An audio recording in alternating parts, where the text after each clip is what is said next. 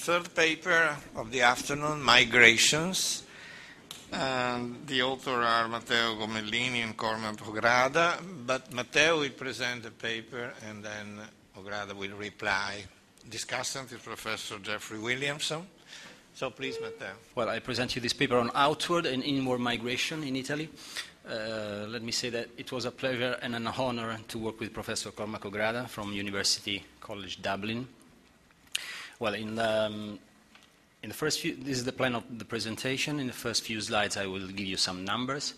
Then I will tell you something about the characteristics and the self-selection of migrants, a crucial issue.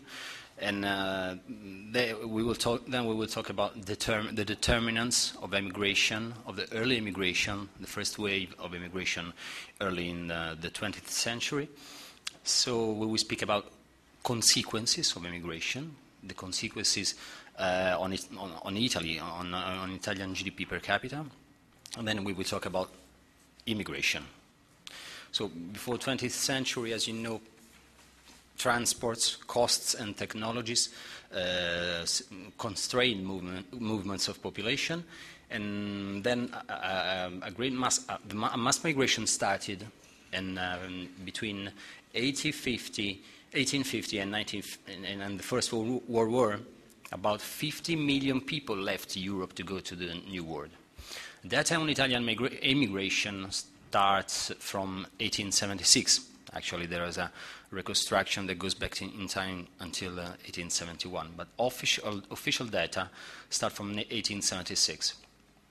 Italy's immigration rate between 1876 and 1913 rose from 5 to 25 per thousand.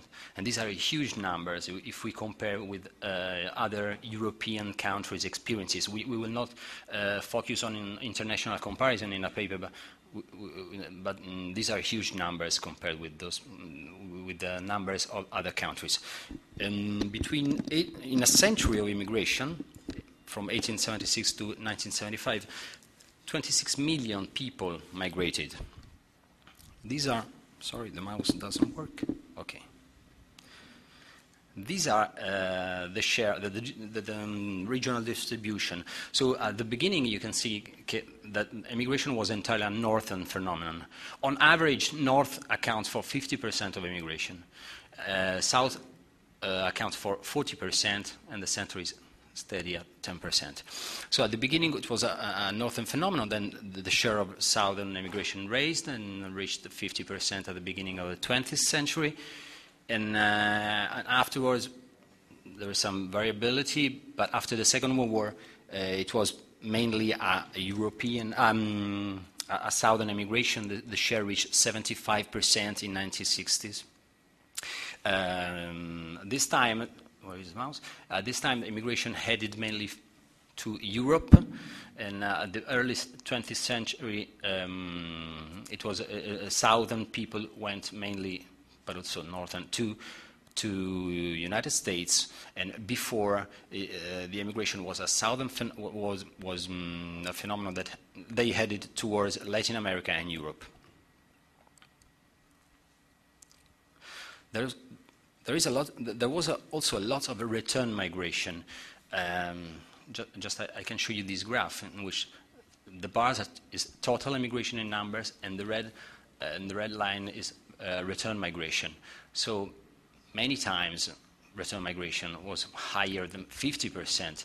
Unfortunately, the data on return migration are available from 1905. There is a reconstruction of justice that starts that goes back in time, but a very recent work of Bandiera, Rasulo and Viarengo using Ellis Island administrative records tell us that the return migration data official data could underestimate severely the phenomenon. So let's turn to this chapter on characteristics and self-selection.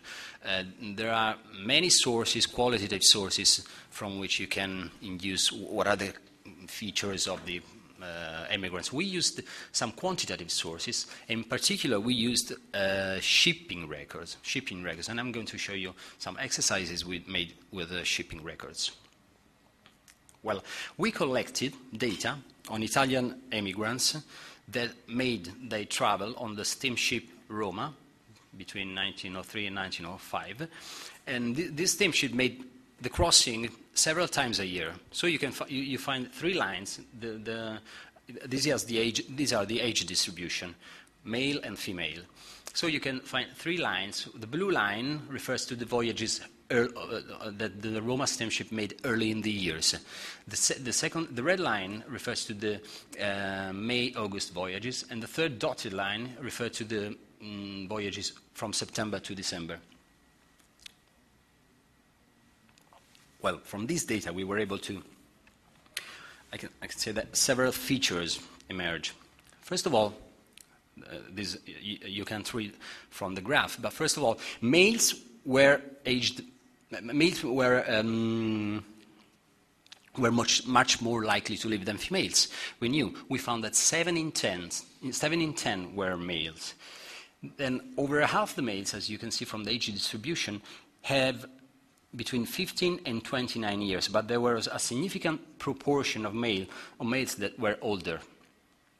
An interesting thing emerges when you compare the two distributions. As you can see, the female distribution does not vary across the different over the year. Does not vary. Instead, the male distribution vary a lot, and so over the year. So this points to the fact that males seasonally migrated. So there was seasonal migration. Another interesting point is that if you see this tail, the share of, there is a very small proportion of young males early in the year. And then the proportion is higher early in the year, later in the year. So this points to the fact that maybe family units tend to travel later in the year. Another thing we investigated is the so-called degree of assimilation. What we did is to compare the immigrants and those the first generation US-born Italian-American, and we compared their return to age. And comparing this return to age, we saw that the return to age was much greater for those born in the US than for immigrants. So this tends this points to a low assimilation of immigrants, of Italian immigrants. These are the figure I'm talking. So the blue is the return to age for immigrants, and the pink one is the return to age for first-born, US-born first generation of Italian Americans. Then we talk about self-selection. Self-selection is a very crucial issue, I would say. To me, the most important, one of the most important, refer to migration, because we know that migrants are not randomly selected from the population of the origin. So, as Borg has said. Self-selection is crucial because it affects heavily the outcome of immigration, both on the sending country and on the country and the receiving country. So understanding what kind of self-selection, if the best and the brightest left or not, is very important. So we were able to collect 3 evidences on literacy, self-selection for Italy. The first one is based on literacy, the second on height, and the third on the skill premium. As far as literacy, overall, the presence of positive self-selection is clear because the one who departed, they were young and healthy. And it is also uncontested that Italian immigrants were relatively low educated. And there is also evidence that, because it's Carlo Cipolla that told this, that if we compare the literacy rate of Italian immigrants with the literacy rate of other groups of immigrants, Italian immigrants had a very low literacy rate. But if we see these numbers, I don't want to focus on one number, but if you see these numbers on average, we can see that these numbers are higher with respect to much higher, I would say, with respect to the literacy rate of people in Italy, in particular of the south of Italy, whence most of the migrants came from. Reading a table of Paolo Sestita, seems to me that the literacy rate at south was around 30%, because the illiteracy rate was 60%. Okay. Well, the other evidence that points to positive self-selection is based on height. A recent anthropometric study tells us that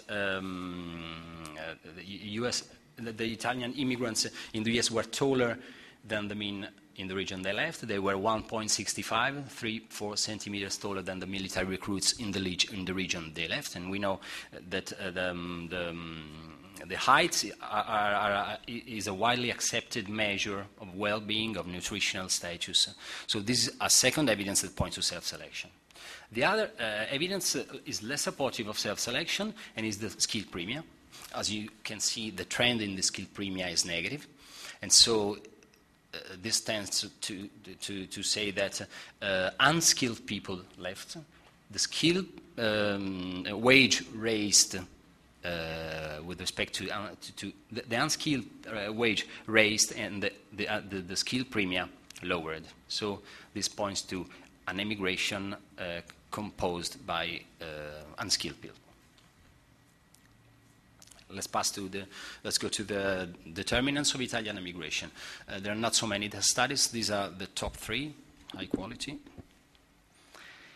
And the only innovation we introduce in this literature of the determinants, this is referred to early 20th century immigration, is that we used regional data, so we were able to control for regional specifics, regional characteristics, and we regress a standard equation in which migration rate is regressed on some measures of country economic activity, both host and sending, on relative real wages, so economic variables, on the stock of previous migrants to account for a network effect, so the fact that previous migrants went and they pull other migrants.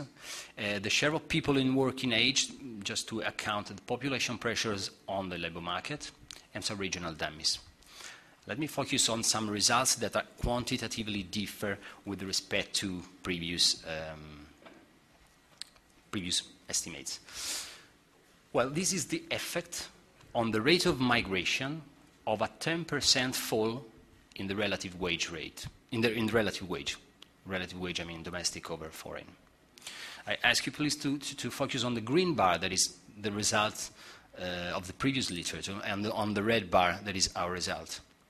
So the previous literature estimated that a 10% fall in the wage ratio would have raised the immigration rate of 1.3 per thousand. Our estimation implied that this number is not 1.3 but 0.9, so more than 30% lower the responsiveness to economic variables. Sorry. The other evidence is about the different quantitatively is the network, is so-called network effect. So according with the previous literature, always please focus on the red and the green. According with the previous literature, an increase in the migrant stock of 1,000 of people a year would have led to an increase to an increase of 83 migrants a year. So we found 1 on 9. Once again, an effect that is 30% higher with respect than previously found. So summarizing, we found higher network effect and lower economic effects of economic variables. And we can find also this difference if we focus on the north of Italy with respect to the south. At north center, the north center exhibit an elasticity to economic variables that is 25% higher with respect to the south, and then on the contrary, regions in the south are more sensitive to network formation. Well, I will tell you something about the effects of immigration. The literature on economic effects of immigration is very, on source countries, is very sparse, I would say. So we approached this issue to calculate, in some ways, the effects of immigration on the source country. First, by giving evidence of remittances. That is a very important point. And then performing two counterfactual analyses. In this counterfactual analysis, we consider two hypothetical scenarios in which there is zero migration. And we find out what would have been the GDP per capita in the zero migration scenario, and we compare to the actual GDP per capita. Well, I feel guilty, but on the remittances I give you only one slide because it's a very important topic and it's worth of a separate research. We know that we have some evidence in the paper that the remittances alleviated the balance of payment contract, helped the lira strength, and had maybe an effect on financial development. The point we use in our counterfactual analysis is that remittances, a share of remittances, were invested, so enhanced capital accumulation. We don't have evidence about the real share of remittances destined to capital accumulation, but some qualitative literature says that a share of 40-50% is not far from reality. 40-50% of remittances dedicated to investments. So we performed these two simulation exercises. In the first, we used a methodology drawn from the methodology of Abadi and Gardia-Zabal 2003. And in the second, we replicated an estimation made by Taylor and Williamson. Well, I don't want to go in detail. What we did is constructing a sort of virtual GDP, a sort of synthetic GDP per Italy, and it is a GDP per capita, I mean, and it is a synthetic GDP as if Italy had no immigration. And we constructed it by combining other European countries per capita GDP that did not have the great immigration of the post-1901 Great Migration, because in this exercise we evaluate only the post-1901 Great Immigration that happened in Italy. So I don't want to go in details, but what I want to show is the result. So the dashed line is the virtual per capita GDP, and the continuous line is the actual per capita GDP, and the vertical line is in 1901, when the Great Immigration, when there was the surge in immigration. So what we did is to calculate this virtual GDP and to find, and we found that at certain points in 1901, they say the virtual GDP separates with respect to the actual GDP. So this measuring the distance implies that had not Italy experienced its post-1901 surge in immigration, the per capita GDP would have been around 5% lower in 1913. And it would have accounted for 10% of the total growth in this period. This is the counterfactual scenario that we were able to calculate. Well, in the other exercise, based on Taylor and Professor Williamson 1997 paper, we used, I'm sorry, I want to say that we consider this result a sort of upper bound because we are not sure that in this identification strategy we were able to rule out all the confounding factors. But this is an upper bound. So in the second exercise, we ran a counterfactual analysis based on a counting framework. Very roughly, we took immigrants, we brought them back home, we allowed them to work, we give them a productivity and a labor participation rate and some other features, so we control for these features, and we calculated the GDP per capita that would have prevailed in this case of no immigration. I can show you two graphs. So these are the results. As you can see, the actual GDP per capita is always higher with respect to the zero migration scenario, and both in the period 1880 to 1913. And then we have another picture in which we accumulate the effect, this is from 1952 to 1974, the axis, but actually these are the effects that are accumulated from 1905.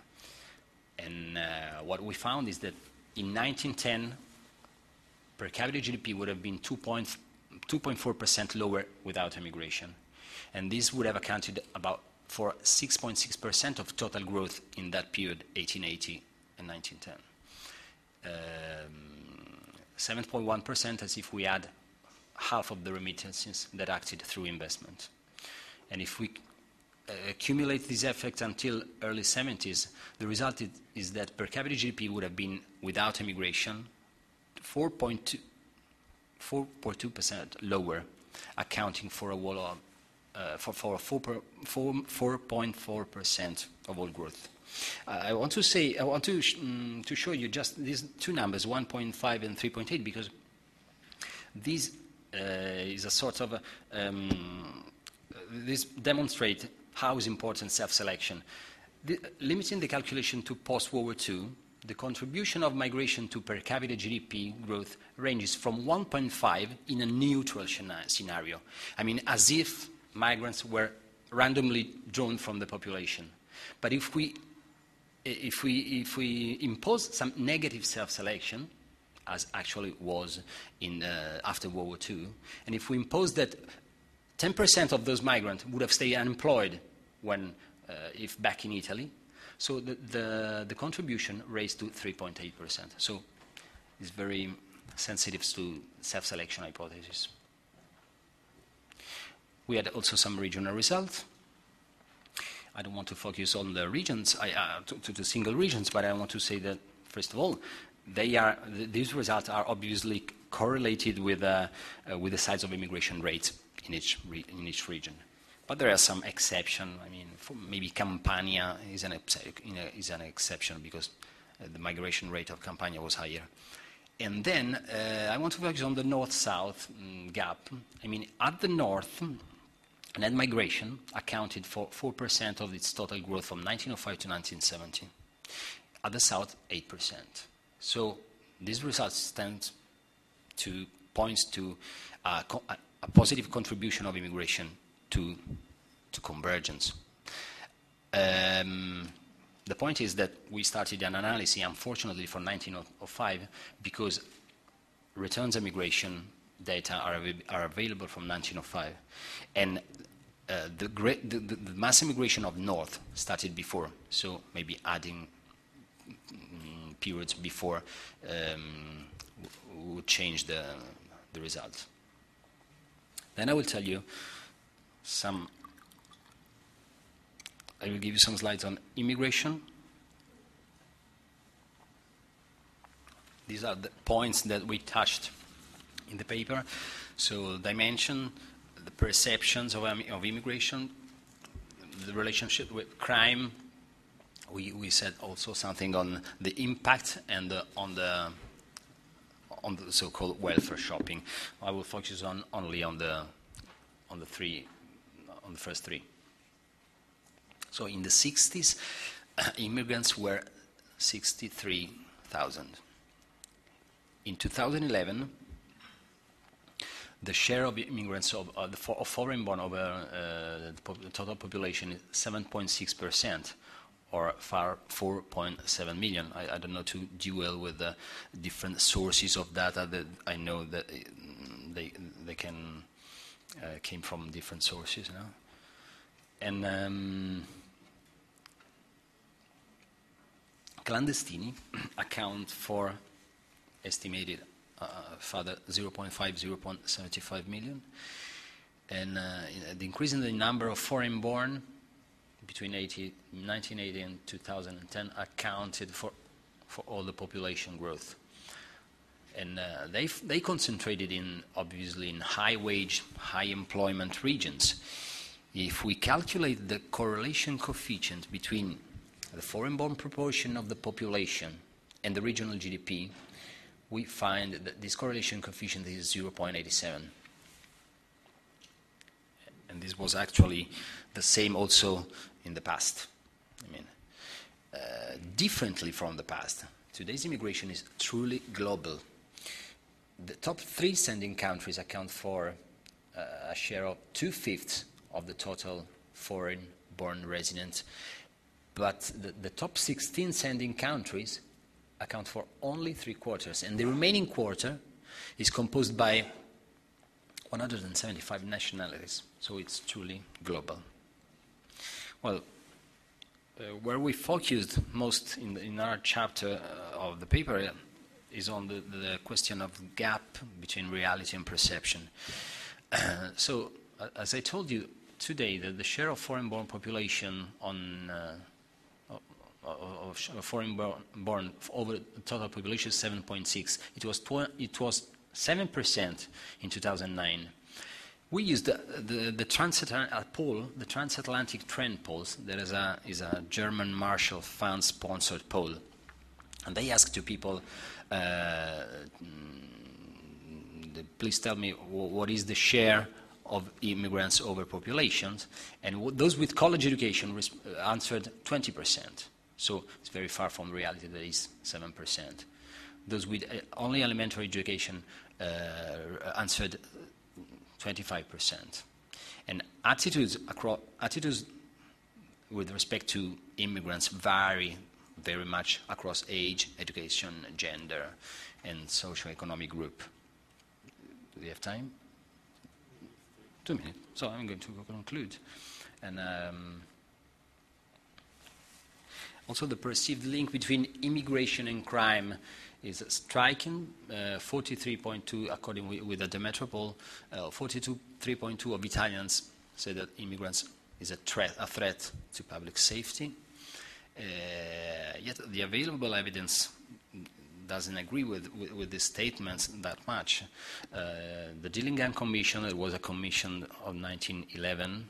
It was not a friend of immigrants. It was a United States commission, and concluded that immigrants are less prone to crime. And also today, some researchers tends to say that it's possible to explain the gap between the fact that immigrants are overrepresented in prison. And overrepresented, I mean the share of the immigrants over immigrant population that is in jail is far higher with respect to the share of the Italian population that is in jail. And this can be explained by personal characteristics, so the gender, the age, the fact that they are in a low socioeconomic status and they have limited opportunities. We did some regression analysis, uses our transatlantic trends, the poll, and we found that also the perceived link between illegal immigration and crime is boosted by personal characteristics. So by variables represented skill level, gender, poor education, and political preferences. So let's stop here, saying that there is a disjunction between research results and public opinion, and also as far as the impact of immigration, of native wages and employment on crime, the research finds that these effects are modest. So do we have time for the conclusion, or I run out of time? Just tell me. Oh, thank you. Okay, just a few slides to say that we investigated many aspects of the Italian immigration. We found some characteristics, and the preponderance of young males. Italian immigration is temporary and seasonal. There is a low degree of assimilation. Low level of education, of course, but we have sign of positive self-selection. And as far as the determinants of immigration, we found lower responsiveness to economic variables and a higher responsiveness to network formation. And we find these differences also between North and South. The effects of immigration are relevant. Immigration accounted, according with our counterfactual analysis, for 7.1% of the per capita GDP growth between 1880 and 1913. Over the long run, migration accounted for 4.2%. These numbers are very sensitive to self-selection and unemployment condition. There are different results in single regions, but they are coherent with their immigration rate, with some exception. And, as far as immigration is concerned, the effects of immigration are, some researches that say that the effects are modest, and maybe there is more complementarity rather than substitutability between immigrants and natives. There is a disjunction between research and public opinion, and that's it. I stop here. Thank you. Thank you very much. Thank you. This is a beautiful paper, and the authors, Cormac and Matteo, should be congratulated. And everybody, you're in the room, you're interested in migration, get the paper and read it. It's amazing. It's comprehensive. It covers 141 years or so, and most of it's correct. So it'll be a wonderful addition to the volume. And when a discussant is assigned this task of being a critic of a paper, and you can't find a lot wrong with it, then, of course, the solution is to talk about sins of omission. Okay, so I'm going to talk about 6 questions they don't answer and 6 missed opportunities. Thank you. And the first issue is compared to what? I wish there were more comparative information in the paper to get a better sense of whether Italy is different or not in terms of the migration issues. So let me start with this. Based on world migrations since the 1840s, we've learned that everything there is to know about who migrates, when they migrate, and why they migrate, and what their impact has been. For all times and places, we know all this. And we also know that immigrating, that is out-migrating countries, exhibit typically a life cycle, an inverted U like that, starting from very low rates of out-migration when countries are poor because they're constrained into poverty and can't invest in a move, and then during early development and early industrialization they rise up steeply, reach a peak, and then as conditions continue to improve at home, fewer and fewer leave. All of this, of course, in proportion to the potential migrants or the population. So we know this, and so the question is, was Italy different in tracing out this life cycle, or inverted U? Ireland, Cormac's specialty, Ireland underwent its immigration life cycle, like every other country, from the 1840s to World War I, in an environment of totally unrestricted host country restrictions. So there are all policies of free in-migration, practically. So that was the environment for the Irish immigrant, and it was an environment with very modest world crises. It's quite different for Mexico. Mexico has undergone its immigration life cycle over the period, say, from the 1920s to the present, and it's experienced both these things. That is, it's gone through an episode of highly restricted host country immigration policy and immense world crises. Italy has had both of these things. It went through one episode up to World War I of a very benign foreign host countries with very benign policies into what happened thereafter, 2 world wars, Great Depression, quotas, restrictions, and the world we live in today. And then went through an episode prior to 1913, a very modest interlude of stability in the world economy, and then a mess in between, including the period up to 1970. And it immediately raises the question, how does the world environment and how does host country policy influence the observed out-migration behavior of Italians? Starting from the late 19th century up to the 1970s. And the paper doesn't say, and it should. And that's a pity because if you want to know how modern-day in-migrants into Italy, including the illegals, will respond to a terrible Italian GDP growth, EU financial crises, major job losses, and all the rest, then look to Italian immigration experience. When it went through episodes of world crises in the 1870s, the 1890s, and of course the Great Depression, and see how Italian out-migrants responded to those episodes. More to the point, it would be interesting to see whether the Hatton and Williamson 10% rule, thank you very much, see whether that rule applies to Italy's immigrants in the past, but more to the point, whether they apply to Italy's in-migrants today. That is, I'd like the paper to tell me more about how the recent economic crises for the Italian economy has influenced the rate of in-migration from abroad. So that's the first. The second. Matteo, wake up. Wake up, Matteo. Thank you very much. Okay. The second is, I'm surprised there's not much conversation in the paper about demography. Economists typically attack the question of what determines total outmigration or outmigration rates by splitting the problem into two parts. First, to ask how many of the individuals in a society are at risk.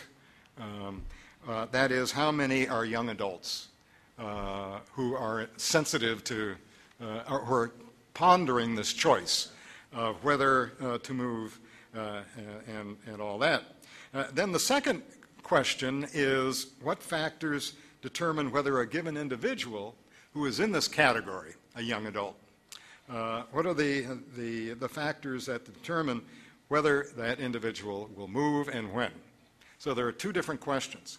They deal with the second question a lot in the paper, and they deal with it very well. They rarely deal with the first question. And that is a little surprising to me, and it's surprising for two reasons. One is we know that the demographic transition in poor third world countries and Eastern European countries and North African countries would have been sending immigrants to Italy and to America and elsewhere. They have gone through a transition of very rapid growth in their young adult populations, and that has played a big role in pushing up the great boom in third world outmigration to OECD countries since the 1970s, Italy included. And I'm surprised they didn't say much more about this. And it's also, a lot is said about this, about these demographic factors pushing migrants abroad up to 1913. And the paper doesn't say much about that. And I wish it did, and I wish it would make comparative judgments on those magnitudes. Matteo, would you give me number 3? Matteo mentioned this in this presentation, and it's in the paper, about relative immigrant quality, and I urge them to, if there is a revision, to expand on this. The key word here is relative.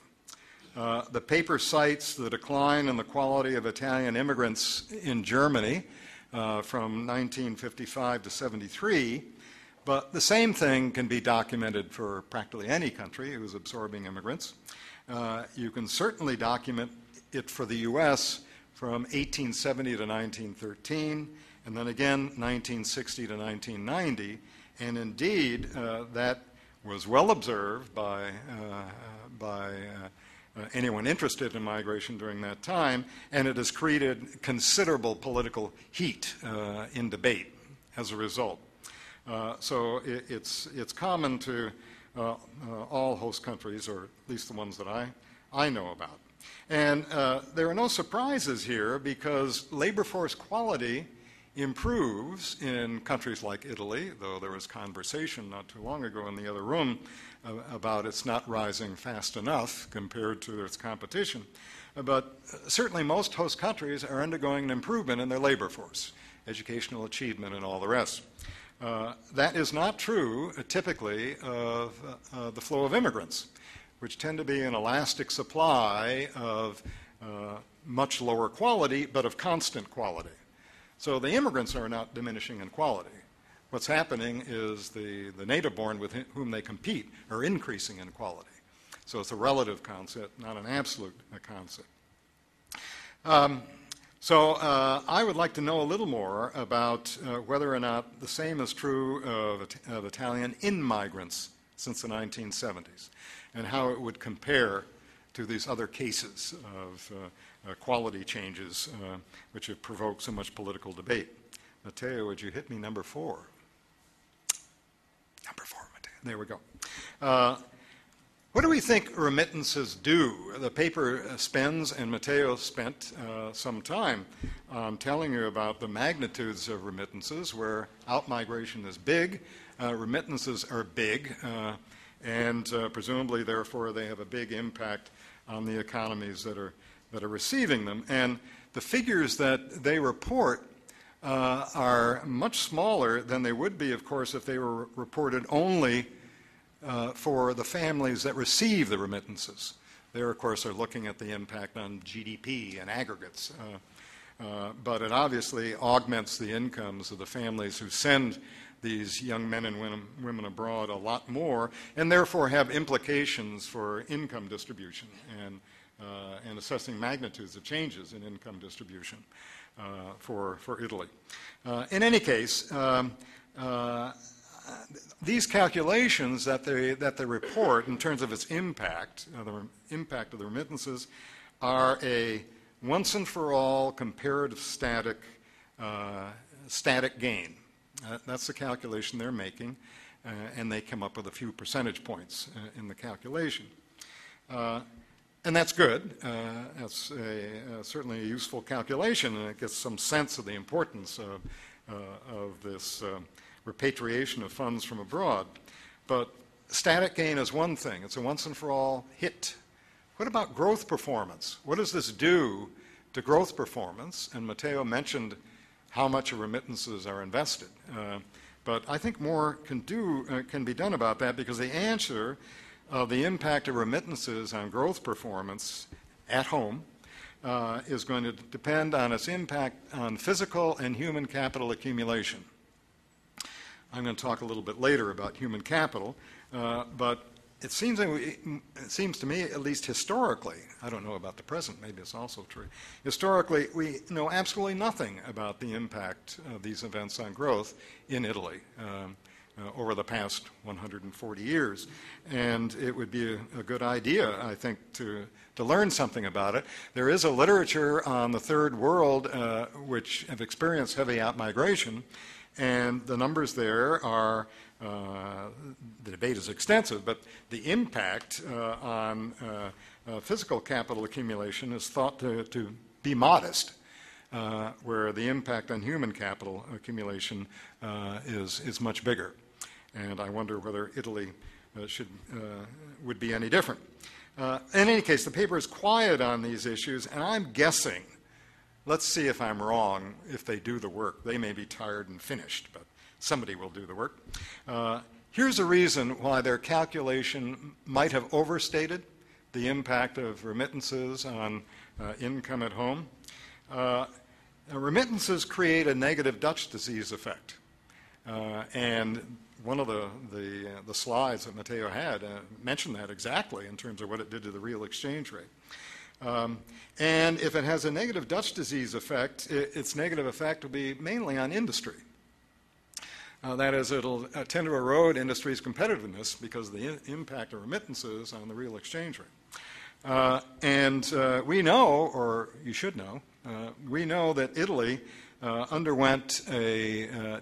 was not catching up on the leaders in terms of industrialization rates at this time up to 1913. It was growing slower. Industrial growth rates are growing slower than the leaders. And I wonder to what extent the remittances, by creating Dutch disease effects, might have contributed to that.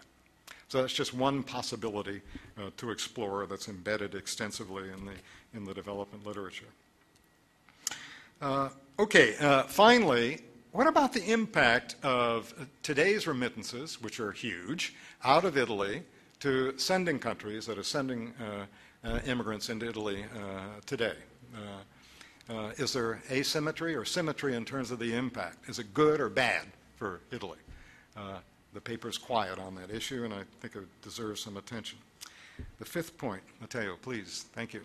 Italian immigrants had higher levels of schooling than those who stayed behind. Ergo, we had brain drain. But the literature now as it's exploring contemporary third world is learning a lot about endogenous responses at home into the out-migrations. That is, it creates a positive schooling response at home, adding more brains to the drain. So I'm interested in the following questions that the paper doesn't confront. And one of them is, we have all these huge numbers of returned migrants prior to 1913. What are they doing? They are returning with valuable skills, unless they're all failures. They're all returning with valuable skills they have learned abroad that they wouldn't have learned at home. What did that do to your productivity performance at home? What did they do to improve the quality of institutions, the quality of government, or in fact, did they do anything to, by their expectations, improve the efficiency of commodity and factor markets? And what about schooling in Italy? How does it respond to all this? We know that the outmigration of young adults today raises the expected return to schooling for their younger siblings who have stayed behind. They stay in school longer, fewer of them drop out, and it adds more brains. It puts a lot of pressure on the schooling system as these older siblings depart to foreign markets. Was it not true that the same thing happened in Italy prior to 1939, and certainly prior to 1913? And what about between 1950 and 1975? What impact did those outmigrations have on putting demand, because it raises the demand for schooling, what's the response at home to that raised demand for schooling? So did immigrant opportunities abroad up to 1975, from 1870 to 1975, encourage primary schooling in Italy? After a long debate, which starts in the 1890s, when the U.S. Congress is trying to impose restrictions on in-migration, it goes on for about 25 years. In 1975, they enact an immigration restriction. The restriction was that there was a literacy test in any language. And the test was expected to create a barrier to potential Italian and other poor immigrants, low-quality immigrants from the south and the east of Europe. And the Congress thought, great, this will improve the quality of our immigrants and reduce their numbers. And it didn't do either one. It was a failure. Why was it a failure? Because Congress hadn't noticed that there'd been a literacy revolution in poor parts of Europe while they were busy debating. So that between 1881 and 1931, Italian literacy rates soared. They went from 20 to 60% in the South, 35 to 80% in the center, 60 to 95% in the Industrial Triangle. So the question is, was that literacy revolution exogenous, or was it at least partially endogenous, responding to immigrants leaving their villages and going to get good jobs abroad? Was that important in causing this endogenous response at home? Well, I think we need answers to that. So number 6, and then I'm done. Number 6. This is a question about the future supply of immigrants to Italy. I wonder whether history is going to repeat, as with the great European migrations up to the 1920s, where immigrant supplies to Argentina, Brazil, Australia, Canada, the U.S. began to dry up as all these countries underwent their immigration life cycle.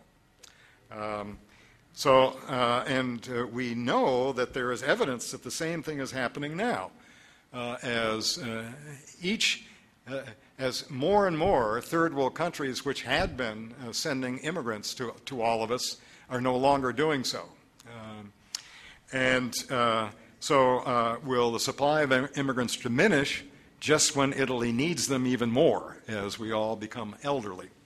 And I think for the U.S., the answer is definitely yes, because we rely so heavily on Hispanics. And Latin America and Central America is losing all those forces, demographic and economic, that we're pushing abroad. So the supply for the U.S. is going to diminish dramatically, I think, in the future. And the answer for Italy probably is no. Unfortunately, you're very close to Africa, and Africa is a sleeping immigrant giant. And when Africa, we hope it does, achieves double-digit growth rates like India and China, you're going to be awash with immigrants from black sub-Saharan Africa. Thank you very much. Thank you. Very relevant questions. And that Italian per capita GDP benefited from a reduction of population through outward migration. Do you think, looking at today's GDP Italy, per capita? Per capita, yes. Do you think today we have a possibility of the opposite? Let me make it more clear. We have had in the last 10 years an exceptionally high migration rate, which has not been dented by the crisis. We moved from 1.3 million foreign migrants in Italy in 2000 to 4.7 today. In the last 3 years, despite the crisis, the total figures of net migration have remained well above 350,000. This is partly due to statistical reasons because of regularizations feeding into the statistics with a certain delay. But still, immigration is continuing. In the same period, we've seen a decline of per capita GDP in Italy, mainly because of the crisis of 2008-2009, but also overall with a very, very slow increase of productivity. And this is linked also very much to demographic issues. Because if we look at what migrants are coming in Italy for, if we look at the quota system, nowadays more than 70% of migrants coming for work are coming formally for domestic work to support elderly or Italian families. That is low productivity employment. Do you think that overall we have certainly total GDP which is increasing through migration? It would have collapsed without all those migrants in the last few years. But in terms of per capita GDP, do you think a part of this very poor increase in productivity is also due to a side effect of aging and the very peculiar use of migration in Italy, which is so much linked to combating aging and families' needs? Thank you. The paper touches on the issue of self-selection, specifically for migrants from Italy in the late 19th century and early 20th century. I think the issue of self-selection is also very important for immigration to Italy. And I think an interesting question, I think, is not only what are the features related to the source countries, but also the features of the destination countries that affect this self-selection. In particular, I'm curious to know some more about what are the features of Italy relative to other destination countries. Does Italy tend to attract low-skill migrants, and is this related to a higher or lower skill premium to skills in the labor market, and the way that, the policies that are conducted to integrate migrants?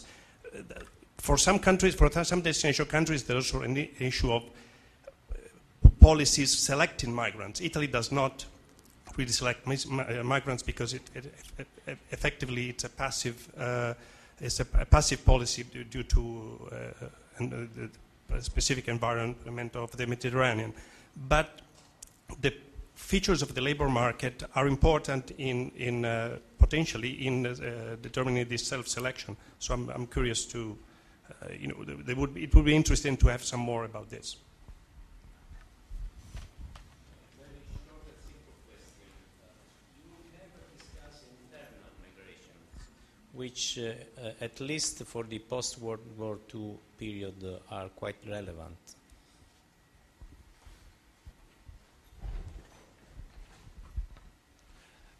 I have a question regarding a possible inconsistency in some of your results. It's connected with the previous two notices that were done. You said that you found that you have a positive self-selection in the initial part of the sample. So this is different from what Cipolla was saying. Basically, the people who left Italy were the best at that point. So assuming that this was a positive self-selection, this means that the people that left had a higher productivity than the people that remained. So I think at this point I'm confused with the result that you have in your counterfactual, because it's true that with the counterfactual that you have GDP per capita has decreased because you have an increase in the denominator, but then the people who left, according to the previous part of your talk, are the people who had a higher productivity. So I don't see these two parts matching very well.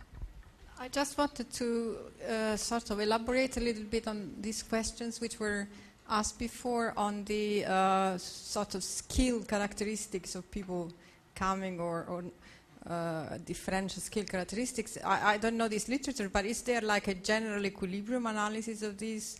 Because in Italy, for example, it is true that these women mostly are coming to take care of the elderly, but this is freeing time for women who can sort of participate more, Italian women participate more to the labor market, so there is some substitutability there that I think one should take account of, and I don't know if there is a study of that may be done in other countries.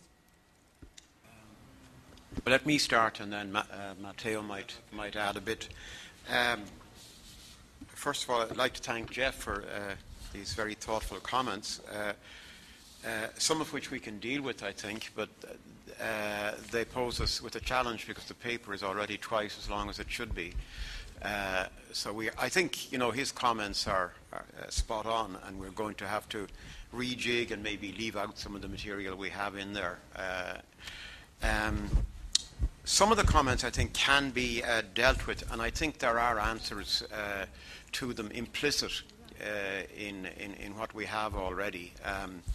On this issue of compared with what, and whether migration went through a kind of a life cycle, starting off with a poverty trap and ending up in a situation where people are not too sensitive to extra income because they can afford to stay at home and live comfortably.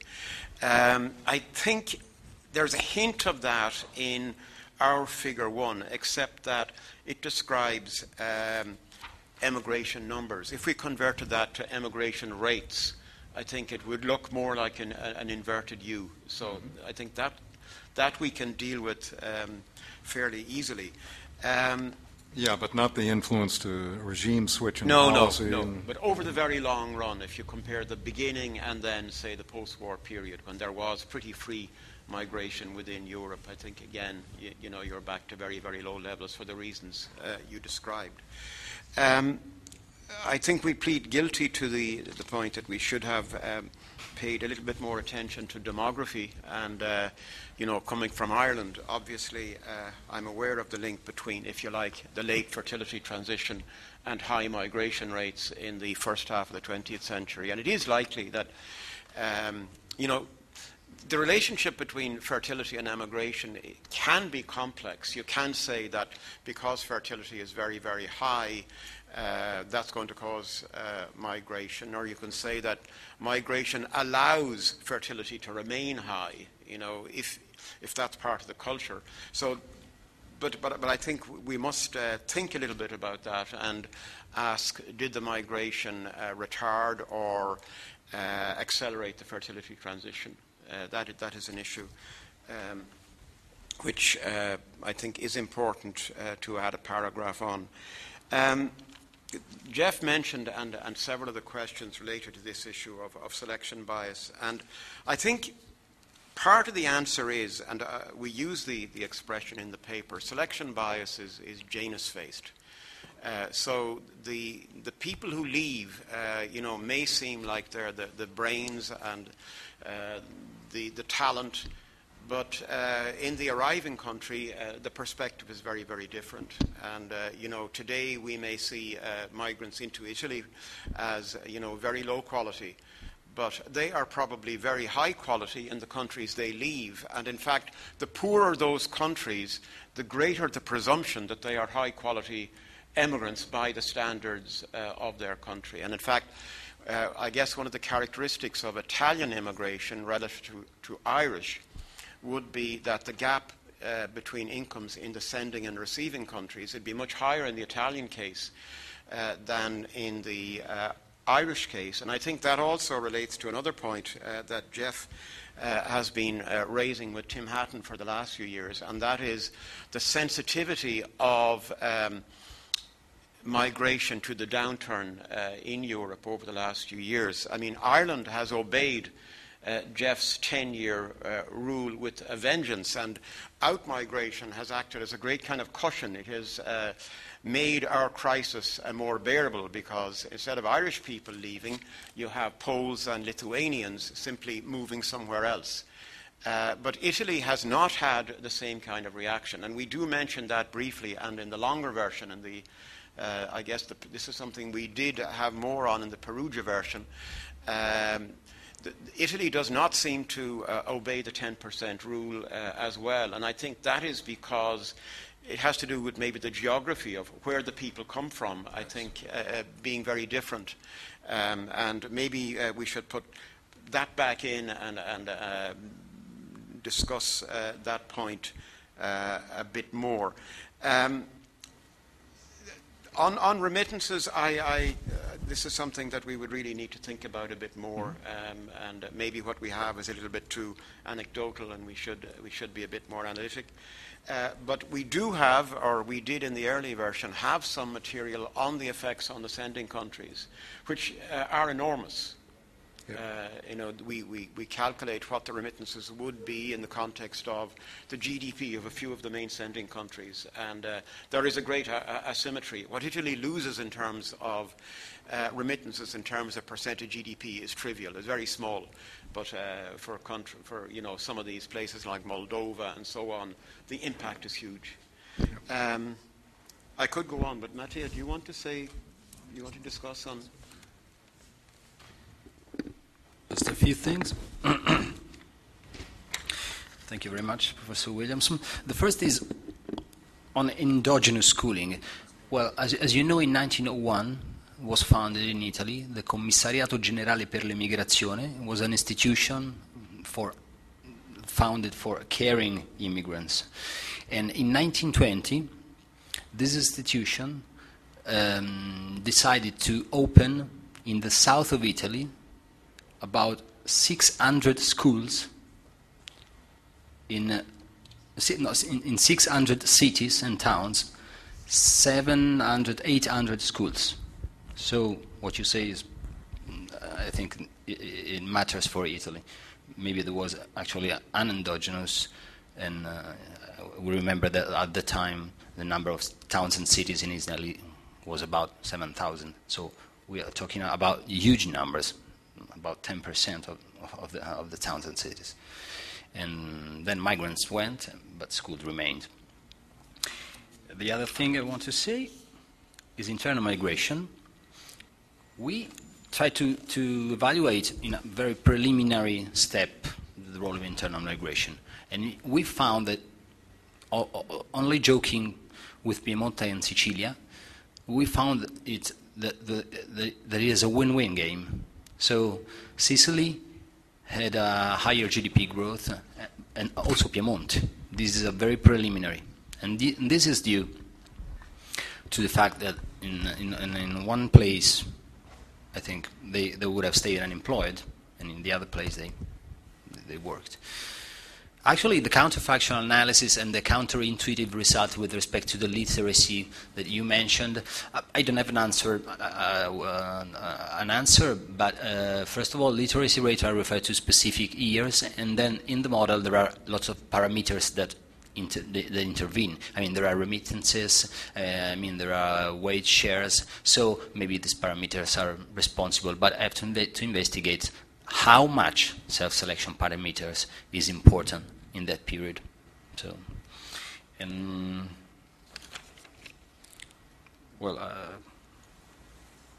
I think I can stop. I'm sorry if I not answer to some just to reinforce this issue that was raised out there, and that is that distance really matters, right? You are the closest country, I guess, maybe Spain competes, closest country to Africa. And your immigrants are going to be African. The self-selection issue is conditioned by two forces. One is, where are immigrants coming from in their skill distribution back home? Well, they come from the middle. The rich don't leave. Things are great. Why would they bother? The poor can't afford to migrate, so you get them from the middle. You see that for Mexico and so on. You saw it for Ireland, actually, and Cormac has told us that story. And that's the first issue. That'll determine the quality of your immigrants. The second issue is, yes, but what country are they coming from? And they'll be coming increasingly from Africa, and Africa has a lower mean level of skill. And so your immigrants are going to be lower quality than American immigrants and Irish immigrants, if we ever get them back. Thank you.